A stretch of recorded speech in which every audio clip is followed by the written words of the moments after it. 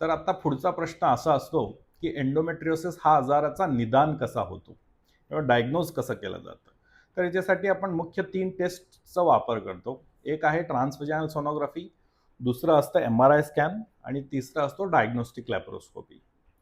तर एखादी महिला जर इनफर्टिलिटीच्या प्रॉब्लेमनी जर फेस करत असेल, तर तशा लोकांमध्ये ट्रान्सव्हॅजिनल सोनोग्राफी हा सर्वात सोपं आणि साधारण टेस्ट आहे, ज्याच्यातून एंडोमेट्रियोसिसचा आजार दिसून येतो.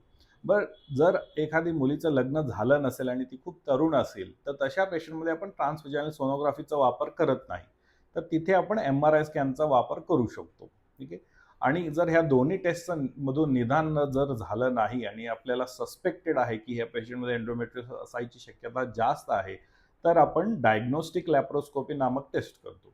तर हे डायग्नोस्टिक लॅप्रोस्कोपी म्हणजे असतं काय? डायग्नोस्टिक लॅप्रोस्कोपी म्हणजे पेशंटच्या पोटाच्या मधून एक छोटा छिद्र करून त्याच्यात आपण दुर्बीण घालून प्रत्यक्ष गर्भपिशवी आणि त्याच्या आजूबाजूच्या गोष्टींना बघतो. ज्याच्यातून आपल्याला एंडोमेट्रियोसिस आजार तिथे आहे का नाही ह्याची कल्पना येते.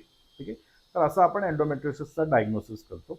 आणि अजून एक महत्त्वाचा पॉइंट म्हणजे मॅपिंग ऑफ एंडोमेट्रियोसिस. तर एंडोमेट्रियोसिस टिश्यूचा मॅपिंग कुठलाही पेशंटचं जर ऑपरेशन करायचं असेल, तर त्या पेशंटमध्ये मॅपिंग हा खूप आवश्यक आहे. म्हणजे हे एंडोमेट्रियोसिसचा आजार कुठपर्यंत पसरलेला आहे, हे समजून घेण्यासाठी आपण हे मॅपिंग करतो.